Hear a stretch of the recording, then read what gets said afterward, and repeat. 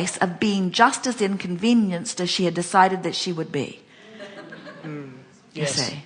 And the universe, especially those who live closest to you, always cooperate with your expectations.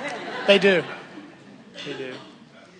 So our answer to you is you just keep working it out and working it out and working it out. And please get to the place where you never say, I will finally once and for all get it all worked out.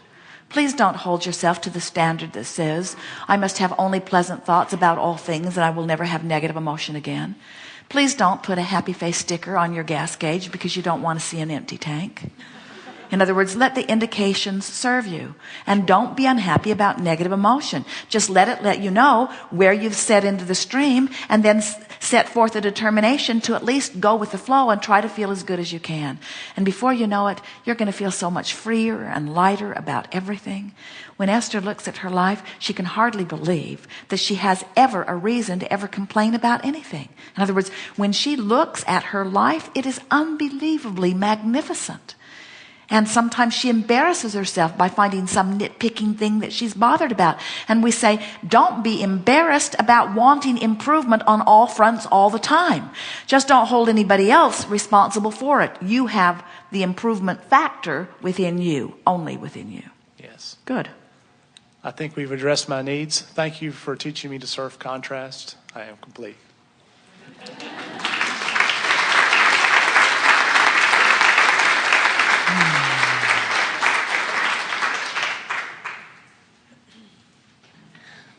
Hi. We are. Me too. Okay. Thank you. All right. This is so fun. And every time I have a question, I visualize this, and I always get the answers. So it's kind of cool to just be here too. I read the book about the Sudbury School, and I had this just profound sense of freedom. It was like, it brings me to tears to think about being a child where there aren't clocks. You just go from fun to fun, whether it's playing or studying geometry or whatever you're doing. And I recognized in my life this relationship with time is this very ever-changing thing for me. Sometimes it's the enemy, sometimes it's my best friend. And I feel like there is a level of time available that I don't quite understand.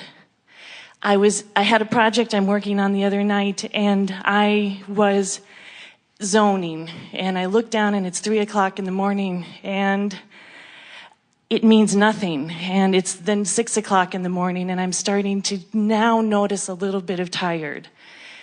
And I'm wondering if there's a way to live in that space. Is that about resistance and just releasing and releasing and releasing? And does it get to a place where you are that child who never needs a nap because you're just blissed all the time?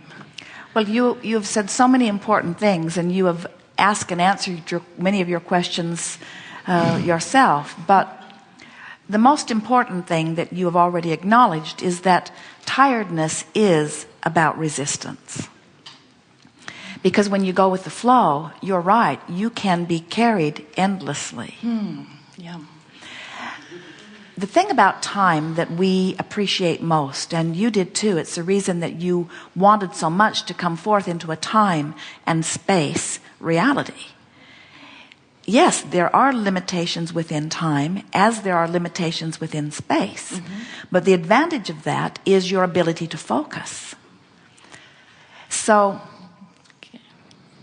yesterday we talked about, as we began, we talked about segments of your life. And we ask, when you think about what's going to happen in the next 20 or 30 or 40 years, can you feel the softness as you imagine living happily ever after, living abundance and prosperity, feeling really good in your body, having beautiful spaces in which to live, lovely people surrounding you? In other words, it's easy to feel resistance-free when you are looking farther into the future. And then we said, think about 5 years. How does that feel different? And almost everyone began to feel the restriction of time. We're out of time. as we talked about this more immediate. And then we talked about 1 year, and then we talked about today, the segment called today, or the segment called this moment in which I'm asking this question and I want to get the answer before my time is up. In other words, and so while time does have limitations and the broader time makes you feel more expansive, that's why as people move through time, they get ornerier as they get older, often because of their feeling of shortness of the time that is left, while youngsters are not thinking about the limitations of the time in this life experience. Yes. So when we come back from segment of refreshment, we'll begin by talking about the advantages of these seeming limitations of time and space, and how they cause you to focus, and how resistance is the big factor in the tired factor. Good time for a segment of refreshment. We are complete.